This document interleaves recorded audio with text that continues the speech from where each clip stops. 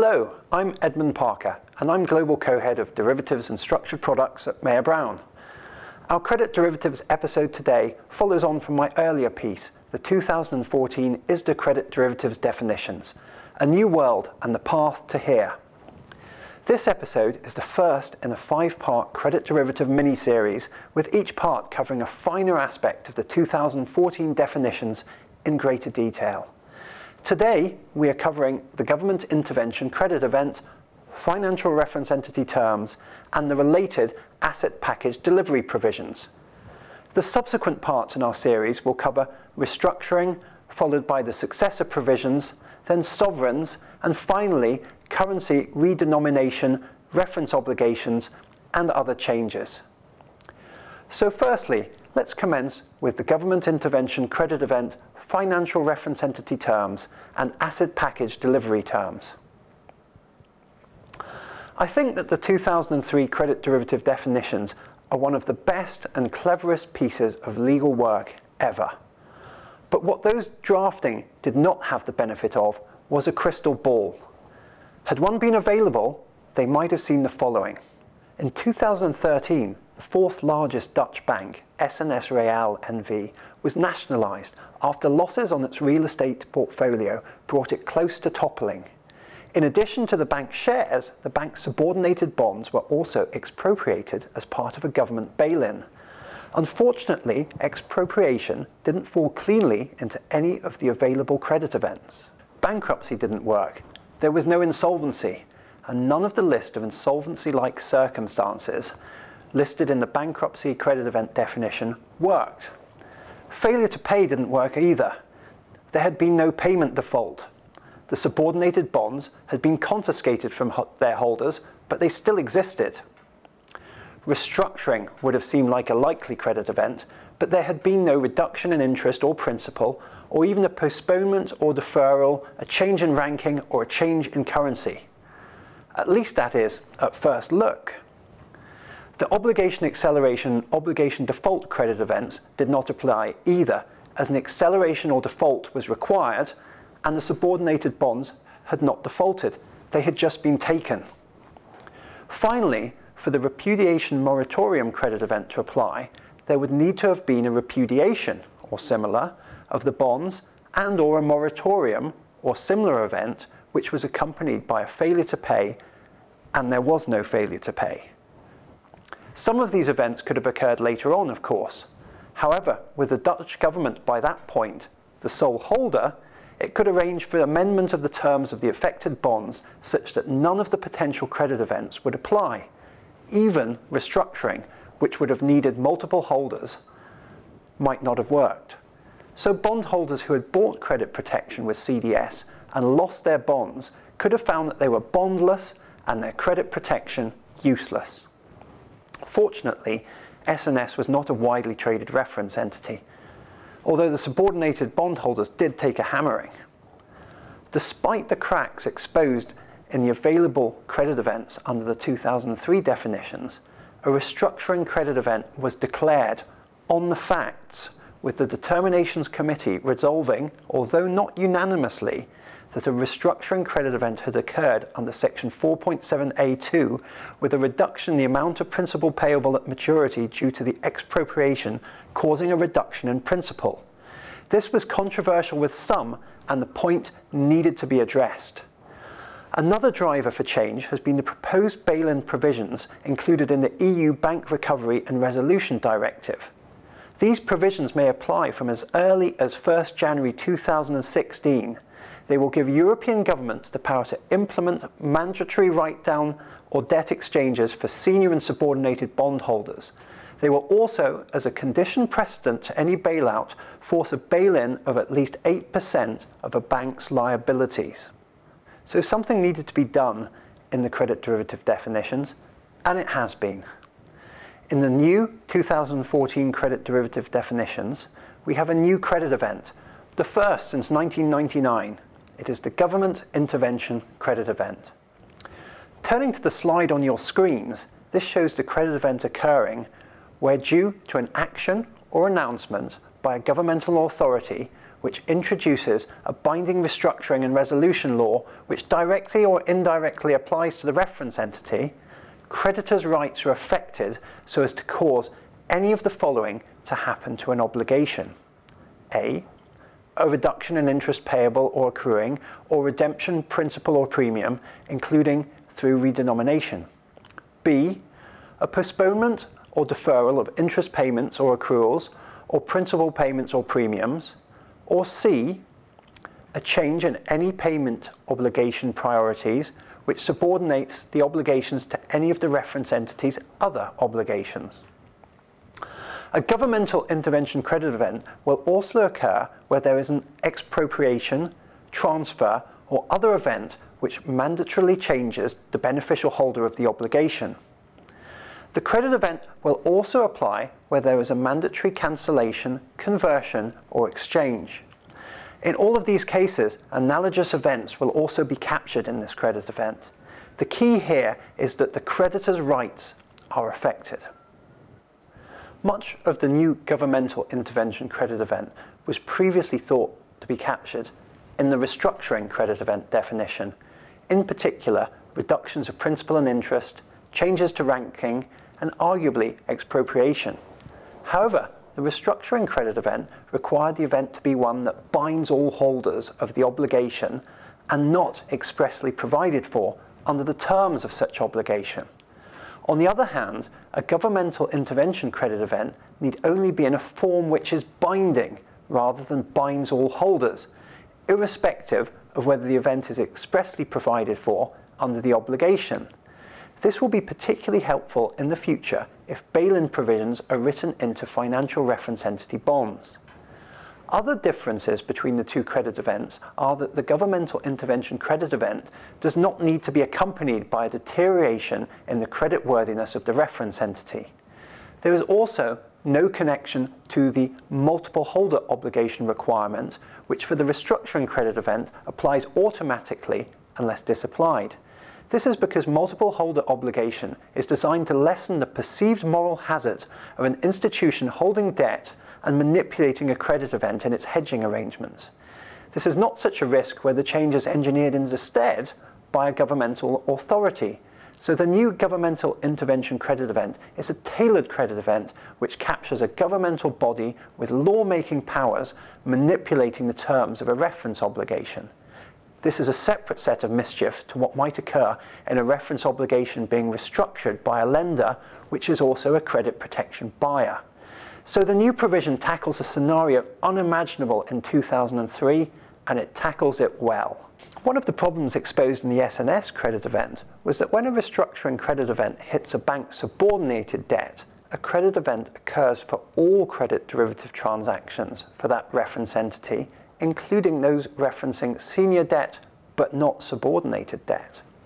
The across-the-board credit event turned out to be a problem in S&S. Here, as we discussed earlier, only the subordinated debt was being expropriated. The senior debt was left untouched, trading at close to 100% of its principal amount, and now also the debt issuance of a nationalised bank. The subordinated debt, on the other hand, had been expropriated. One class of bondholder had nothing and the other everything. As CDS protection buyers, a hedging bondholder could be laughing or crying.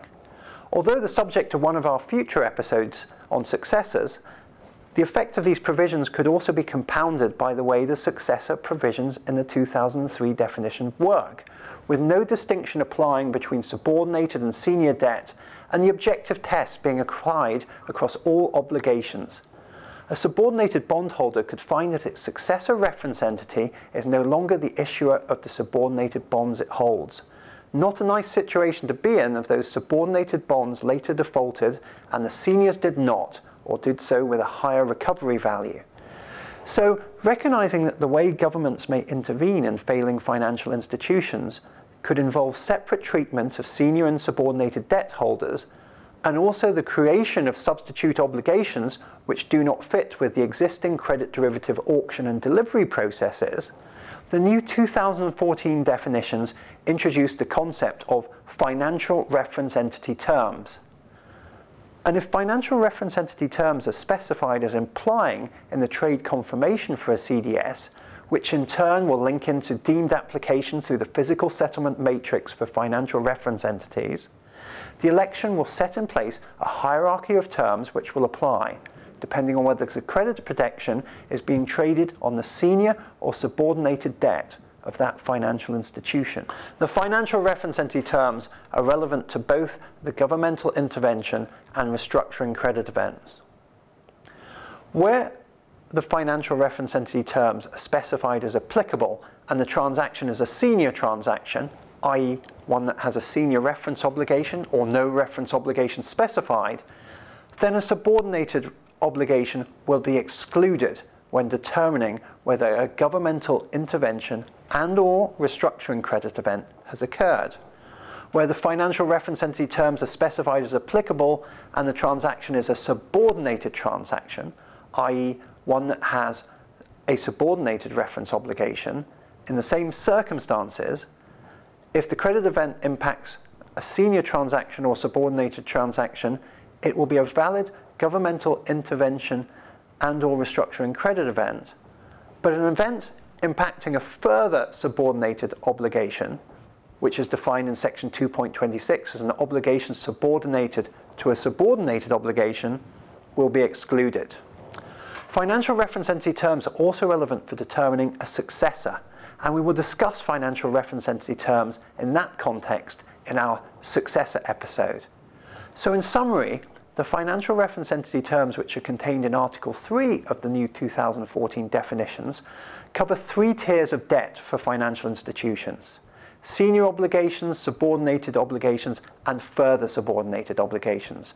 This concept recognizes that financial institutions have multiple rankings of debt which have very different pricing and expected recoveries. Credit events on these entities are therefore not one size fits all. In addition, a governmental intervention or restructuring credit event may impact on the junior class of notes without any likelihood of the more senior holders suffering losses, as was shown in SNS. So with the financial reference entity terms having shaped which debt a governmental intervention or restructuring credit event can occur to, the new 2014 definitions tackle situations where the obligations which were deliverable are no longer in the same form. The definitions do this for both sovereigns and financial reference entities, and this is done through a new concept of asset package delivery credit event. We will look at the sovereign portion of this in the sovereign episode. Here, we will just look at financial reference entities.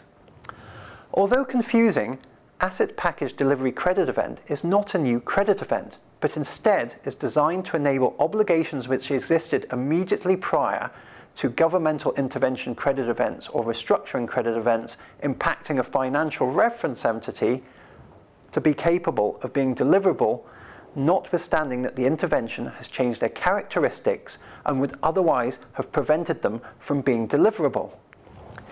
Let's take an example. Where a transaction specified not subordinated as a deliverable obligation characteristic, however, due to governmental intervention or restructuring credit events, the obligation which would otherwise have been a deliverable obligation became subordinated, the new asset package delivery provisions would allow the now subordinated obligation to be a deliverable obligation on the basis that it previously satisfied the deliverable obligation characteristics.